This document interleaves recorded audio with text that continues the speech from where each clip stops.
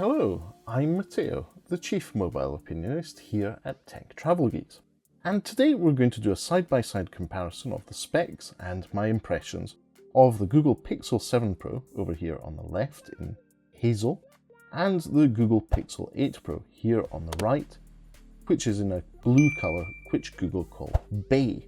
The Google Pixel 7 Pro was the flagship smartphone from Google, released late in the second half of 2022. The Google Pixel 8 Pro was the smartphone released by Google in the latter part of 2023.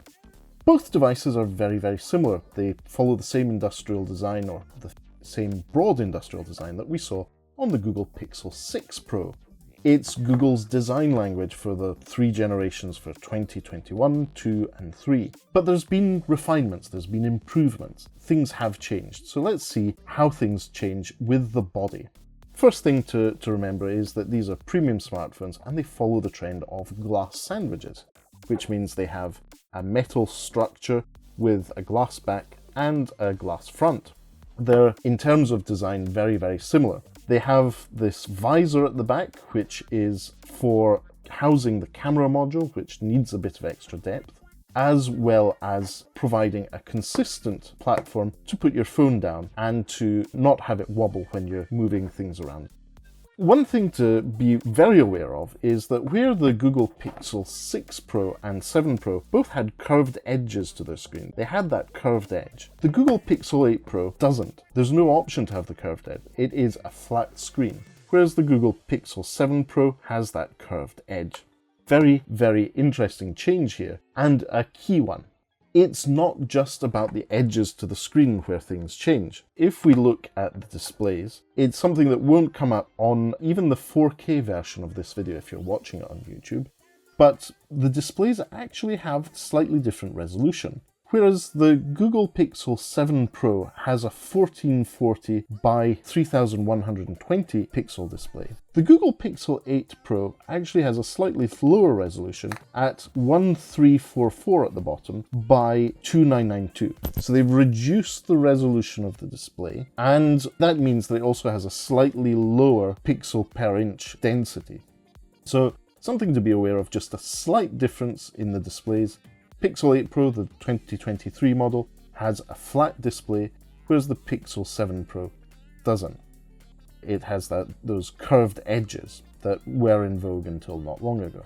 Now, key thing to look at is at the top of the displays, both have notches, cut-out notches for the selfie camera. Now, the Google Pixel 7 Pro had a 10.8 megapixel sensor. It was an ultra-wide selfie camera, which had 10.8 megapixels in resolution. Interestingly, the Google Pixel 8 Pro has just shrunk a little bit to 10.5 megapixels, so just a little bit less. And that's down from the Google Pixel 7 Pro being an 11.1 megapixel sensor. So they're obviously doing some cropping on another size sensor to avoid lens aberration when you're taking a wide angle picture. But I have to say, both these devices and the Pixel 6 Pro took really, really good selfie pictures. Both these selfie cameras are capable of recording 4K video at 30 or 60 frames per second. So really good for that. And obviously that's enabled by the Google Pixel's Tensor chipset. We'll come on to that in a moment. But in terms of cameras, I have to say the selfies on both the 7 Pro and the 8 Pro are very, very good. I've had no issues with them whatsoever.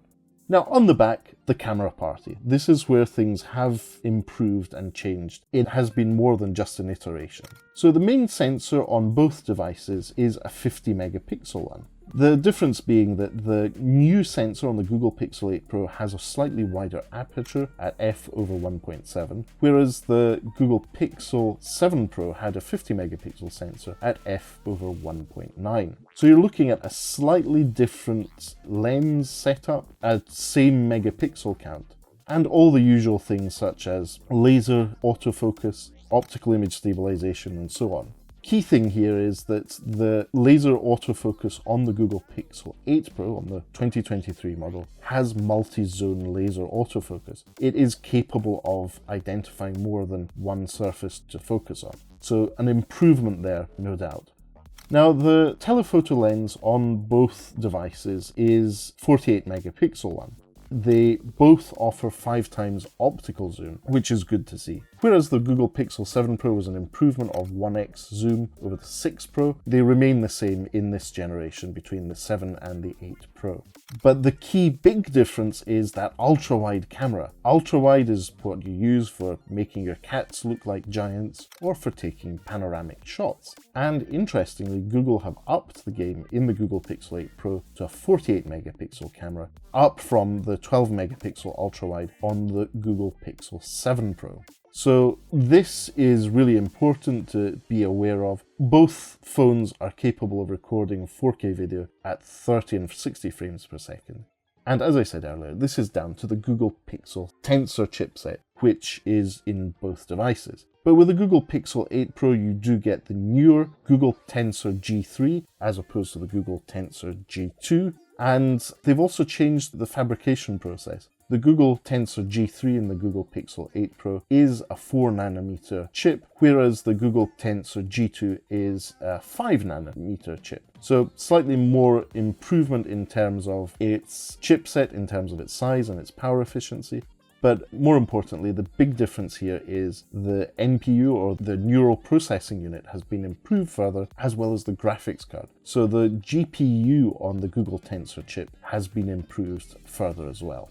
Now, Google Pixel is not just about the hardware. As we've seen with the A series, most of the value proposition of a Google Pixel device comes from software. And the Google Pixel 7 Pro was the way Google was showcasing Android 13, whereas the Google Pixel 8 Pro is for showcasing Android 14. The 7 Pro, as with the 6 Pro, was updatable to Android 14, but the best experience, the showcase experience for the Android 14, comes on the 8 Pro.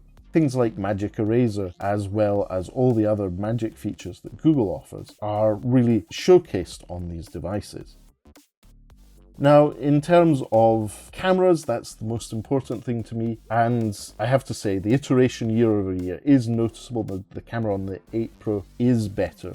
Overall, I have to say the battery life is equivalent. So both devices are powered by 5000 mAh batteries.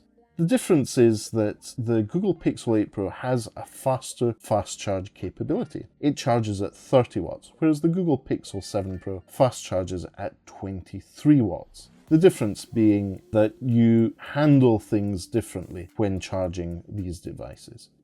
Both devices, though, do fast charge over wireless charging, so they have the coils in the backs that enable wireless charging, and they fast charge at 23 watts, which is good. And both of them are capable of reverse wireless charging, things like earbuds or any other accessory you put on the back. You need to enable that in settings, and that's something to bear in mind.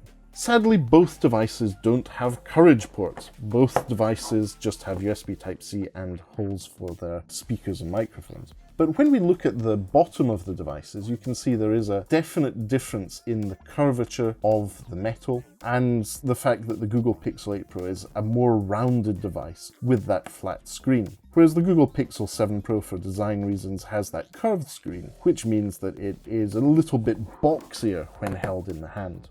Now, this isn't something I've really been affected by because I use cases on my phones all the time. It's an important thing to me. Now, both devices are not expandable with microSD cards. You get what it says on the box in terms of storage. I've had no issues with 128 gigabytes of storage for both creating and capturing content and consuming it. But then again, I also always have good network connectivity options. If you're someone who travels a lot and who doesn't have frequent access to reliable internet, maybe the larger storage options are one thing to consider. So whilst it doesn't have expandable storage with microSD, that SIM slot, the physical SIM slot on both devices, only takes one SIM card, but you can install eSIMs to use another SIM card on the device, a virtual SIM card for when you're traveling and using apps like iRalo and so on. So SIM cards are important. You still have the physical option on the Google Pixel devices, but you also have the eSIM option, which is very, very handy. So I think we've covered pretty much everything in the key specs of the Google Pixel 7 Pro and Google Pixel 8 Pro. Overall, the Google Pixel 8 Pro is a very welcome iteration on top of the Google Pixel 7 Pro. key difference, as well as the camera improvements, to me has been that screen. Having the flatter screen makes for an ergonomically more pleasant experience for me. So I'm very, very happy with the Google Pixel 8 Pro, but the Google Pixel 7 Pro is still a fantastic device. It's such a good device, I'm going to be handing this down to my wife, who will improve her cat picture taking and sharing on the internet thanks to the Google Pixel 7 Pro. Anyway, speaking of thanks, thank you for watching if you made it this far in this video. If you don't already, please do subscribe to the Tech Travel Geeks here on YouTube. We cover consumer electronics, gadgets, accessories, and pretty much anything else we think makes the travel experience better. But for now, thanks for watching and goodbye from me.